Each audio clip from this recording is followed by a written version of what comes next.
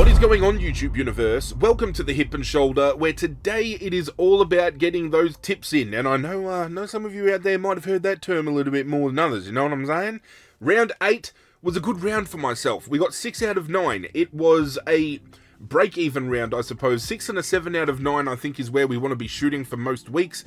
And this round, I feel, the 3 games that I did tip incorrectly were rounds that I think you could be forgiven for tipping incorrectly, because I think 9 out of 10 people would have tipped accordingly the same way I did and not flip.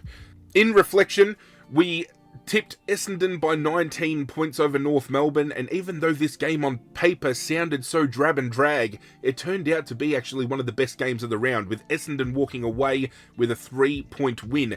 That does mean, over the 2 games that they have played against West Coast and North Melbourne, the bottom 2 teams, they have won by a collective 5 points. That is absolutely insane to think of. St Kilda hosted Fremantle at Marvel Stadium and absolutely obliterated them by the tune of 61 points. I don't think anybody saw that coming. If they had won, I thought it would have been a tight contest, but this was a game that Fremantle failed to get out of the gate of. And funnily enough, if you reflect back on last week's tipping video, I did say Fremantle's form would suggest that they would lose this game, and they did. I should have taken my own advice, but that was my first of 3 blemishes for the round. The Bulldogs absolutely monstered Port Adelaide by 90 points down at Ballarat. Huge win. Did not see that coming. 60 points, the way of Adelaide over Carlton. We did tip Adelaide, but I did not think it would be a 10-goal differential. Collingwood against Geelong had the opportunity to kick a sealer after the siren Jack Crisp, and he missed it. Collingwood did have momentum throughout the entire game, some lauding this as one of the best home and away games that they have seen in recent years, some suggesting that it was ruined by favourable umpiring towards the way of Geelong. At any rate, that was my second of 3 blemishes. Melbourne then got us back on the winner's track with a very convincing win in the end over West Coast, who challenged them in the first half. And then our third blemish. We tipped GWS. They've officially lost 3 on the trot, and Sydney picked up a win and some much-needed momentum their way. And then the last 2, I think, were going to happen. Common courtesy. Hawthorn absolutely monstered Richmond, and Brisbane winning yet another Q clash against the Gold Coast. I thought 6 out of 9 was good, but apparently 8 out of 9 is even better, with Footy Campfire Thomas P tipping 8 out of 9, the most correct amount of tips for the tipping competition for the round. So Thomas, congratulations to you, sir. And having a look reflectively over the total tips, we do have a 3-way tie for first place, with Jazz Sky 13 sitting in first place as they have been for majority of this season.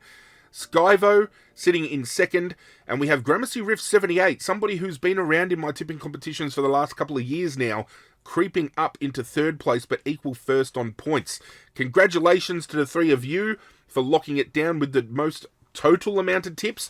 Rounding out our top 10, extra congratulations must go to Footy Campfire, Macca0303, Sean AE, Dan Cash, Beanos, Charles Lowe, and Matthias, with a slew tied with Matthias. We have Nado, Princess Cahill, Frio90, Tim OE, and Mark L from PA. So to everybody who effectively is within that top 10 grasp, congratulations to you all. Hopefully, I don't even think I'm going to be able to catch that. I mean, 10th place is 51. We scroll down to me, I'm on 46. I'm behind the beat a little bit. I'm 5 behind the top 10. I don't know whether we can make it up. Maybe this week we can make up just a tad little bit of ground. Something different I'm going to do with my footy tipping videos. For each game, I'm going to make a quote-unquote big call. I'm going to turn around and say somebody's going to get X amount of touches, someone might kick X amount of goals. I think it's a good way to just get some discussion going and maybe get some ideas from you guys at home as to how I can spice my content up a little bit. So if you've got any ideas for future videos you would like to see, if you've got ideas that I can incorporate into my footy tipping videos, I would appreciate it if you let me know in the comment section down below. But we are kicking things off Thursday night football, Optus Stadium, Fremantle, Collingwood. This actually could be a very good game of football, and it's going to be very interesting because Collingwood have a few players that aren't making the trip over to Western Australia just off of the 5-day break. I know Scott Pendlebury won't be there. I think they're resting Brody Myercheck. I don't think Maynard is playing. Those are some pretty big names, respectively, when it comes to role-playing at Collingwood. So I will be going Fremantle at home in a tight contest. Let's go Fremantle by 15 points. Oh, 15? Yeah, let's go Fremantle by 15. I definitely feel, with a very down game last week by Fremantle's forward line, the likes of Tracy, the likes of Miss, they're going to be up and about this week. Shea Bolton had very little impact as well forward of the ball, so it's going to be interesting to see how these guys, start getting back into form. And I think the Fremantle midfield are going to want to break out of that slump as well. I mean, Caleb Sarong had possessions in the teens. I think Brayshaw had possessions in the teens. They lost Hayden Young, which is going to be, very, very crucial for them, because I feel he's such a incredible role player and utility type player for Fremantle. That being said, the more I think about it now, I think Collingwood can get off the chain a little bit. I don't know whether they have anybody that can do a run with roll with Dacos. Josh Dacos off of the halfback flank could be okay, but then again, no Dan McStay due to injury, no Brody Myercheck going over there, so the forward line is basically in the hands of Elliott, Tim Membry, and Bobby Hill, and I don't know whether that'll be enough. I'm going to go Fremantle by 15. This is too close to call. It could be a coin flip game. I'm really looking forward to it, though, as a neutral supporter. For my big call for Thursday night, I'm going to say Brayshaw has 30-plus disposals and Josh Tracy kicks 3-plus goals to win Fremantle the game. Friday night at the MCG, we have St Kilda hosting Carlton. Now, if this game was being played at Marvel, I might have been inclined to pick St Kilda, because St Kilda at Marvel versus St Kilda at the MCG, completely different beast. We saw what they just did to Fremantle this past week gone. That being said, Carlton are going to have a chip on their shoulder, and losing to Adelaide by 60 points on the road is something that is going to be sitting in the back of their minds. They're going to want to bounce back and bounce back in a big way. And I think St Kilda is the team they do it against. They get back to Melbourne, they get back to the MCG, find a little bit of continuity and familiarity, that is the word, in their game, and I think they bounce back quite large here. I think Carlton end up winning this one by 26 points, with Patrick Cripps to have 20-plus disposals and kick 2 goals. Saturday afternoon at the MCG, we have Melbourne taking on Hawthorn. This is going to be a very interesting watch, because we have two teams that have recaptured some form in recent weeks, wanting to fire at each other, and it's always great to see rivalries like that go head-to-head. Max Gawn in, some peak form, Christian Petrarca back to form, Clayton Oliver, does he come back in, or is his well-being still in check? We don't know. Is he going to pass those drug tests? We don't know. But Hawthorn's big win against Richmond just brings a new reinvigorated kind of, energy to that team again, and especially when you have so many players from that team from a defensive standpoint that stood out in that game. They're locked and loaded to absolutely monster Melbourne's forward line. I think Hawthorn win this game. I'm going to say collectively between Barras, between Battle, and between Jyath and Sicily. Let's go the big four. I'm going to say there will be 40-plus marks taken between them. I think this is going to be an intercept game that Hawthorn is going to absolutely lap up. Down the road at Marvel Stadium, we have Essendon hosting Sydney. This is going to be an interesting game, because Essendon, as I pointed out at the start of this video, they have struggled in recent weeks to get over the line against North Melbourne and West Coast. Combined over those two games, 5 points the differentiation. They're taking on a Sydney team that absolutely monstered GWS on the weekend, and GWS, I still argue on paper, has one of, if not the best lists when you look at it from backline to forward line. So with that being said, even though Essendon get quote-unquote home ground advantage by the fact that we're playing it here in Melbourne, I think Sydney rock up and are going to give this game a red-hot crack. I reckon Sydney come down and force the point against Essendon in quite a big way. I think Chad Warner ends up having 25-plus in a best-on-ground performance, with Zach Merritt pushing 30-plus disposals of his own. Well, actually, no. We're going to change this. We're going to go with James Jordan to run a tag on Zach Merritt, and Zach Merritt has less than 25 disposals for the game, which is still rather huge, but we're talking about a Zach Merritt that has 30-plus most weeks and carries him on his back. I'm thinking 20 to 25 disposals that are very ineffective by Zach Merritt's standard, and that tag alone forces Sydney to put a stranglehold on Essendon, and Essendon can't find a way to get the win. I think that's a better call. Let's roll with that one. Saturday night, the first of two. TIO Stadium up in Darwin sees the Gold Coast taking on the Bulldogs, and let's not forget, Willie Rioli has told Bailey Dale that he's got mates up in Northern Territory, and he's going to have them coming after him. And let's just take a beat for a second, right? They held a press conference. Koshi's basically come out and said that they acknowledge what Willie Rioli has done, but we have to remember that Willie Rioli is the victim of vicious racial attacks, so that apparently makes it okay for him to threaten the life of players. Not just Bailey Dale, but we've had him apparently do so against a Geelong player and an Essendon player, all within the space of 6 to 7 months. So that's 3 threats of physical violence, and it has gone unchecked. The AFL are apparently diving into it, but we're skewing off track. That might be something we can talk about later. But for now, the Bulldogs coming into this game, I think, have the advantage. You would expect the Darwin weather would probably suit Gold Coast more, given that they're more, inclined to play in that, inclement, really harsh, heated weather. But the Bulldogs, on the back of a 90-point win against Port Adelaide in Ballarat, you have to ride that momentum wave something fierce. And I don't think they win that emphatically one week and then drop off the wagon the following week. The Bulldogs are going to win this game.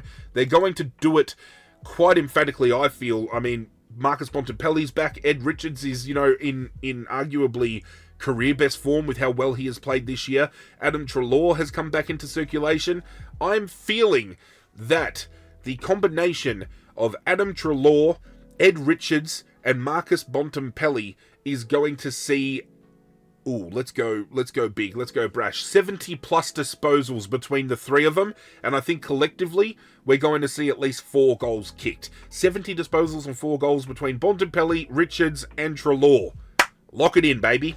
Final game on Saturday night is at Adelaide Oval, the showdown, the game that we all love to see when it comes to South Australian teams. Port Adelaide and Adelaide going head-to-head is one of the biggest rivalries in modern-day AFL football. And we've got 2 teams on opposite sides of the spectrum here. We've got a Port Adelaide team that got absolutely bounced in Ballarat by the Bulldogs and have been forced into the headlines of the media because of this Willie Rioli shit. And then we've got Adelaide, who at Adelaide Oval last week just knocked off Carlton, one of the premiership favourites heading into the year, by 10 goals. Who wins this game? Adelaide win it quite comfortably. How do they do so? They do so with Tex Walker kicking 3+ goals and leading the charge in that forward line. I think it is about time he cracked a game open, and I think Big Tex is going to want to rise to the occasion.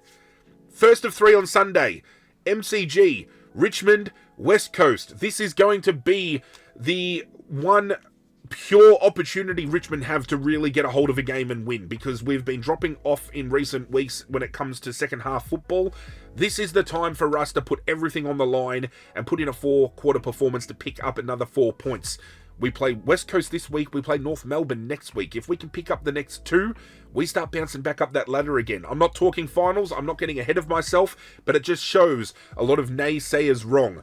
I will be locking in Richmond to win this game. I do believe Jeremy McGovern misses this game due to concussion protocol. I might be mistaken, but if that is the case, expect Tom Lynch to kick 3+ goals and have the little mosquito fleet around him to get up and about as well.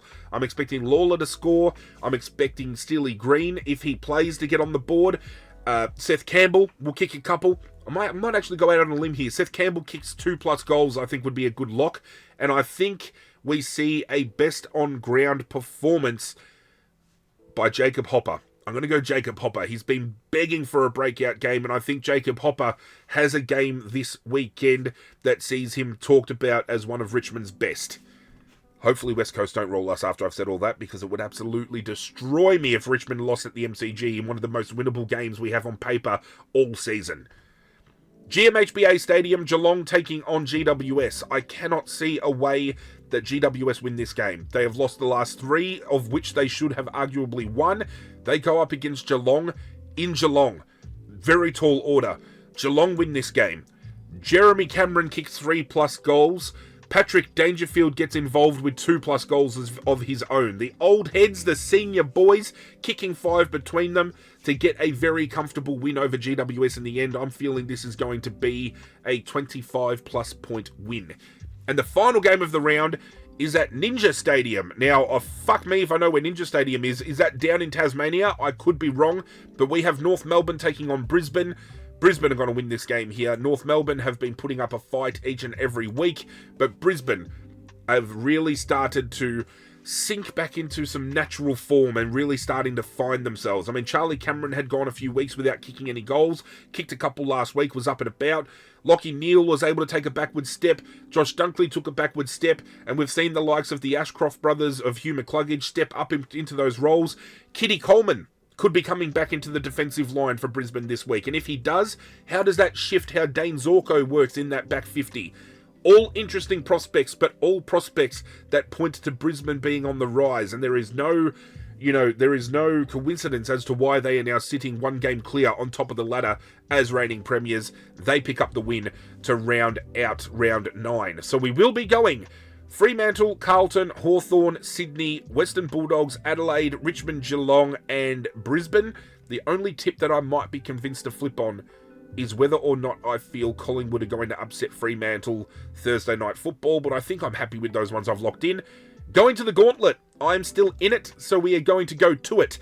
And as you can see, we locked in the Gold Coast for our win for round 7. We went with Melbourne for our win with round 8. This is one of the only times I feel we can do this with confidence. I'm going Richmond for the win against West Coast. If you are a betting man or woman, this is where you go put your house on West Coast to win, because I have put Richmond down as my certainty.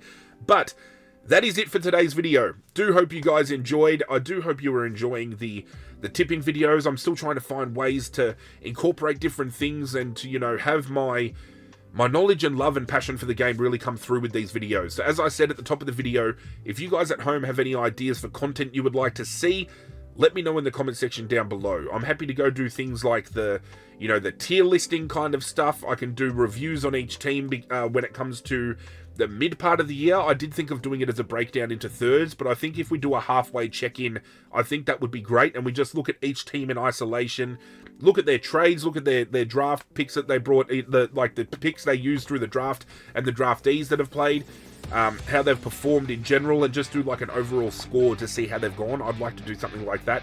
But again, if you guys at home have any ideas, I'm open to them. I always take fan suggestion and, the comments that you guys make at home on board, so do let me know.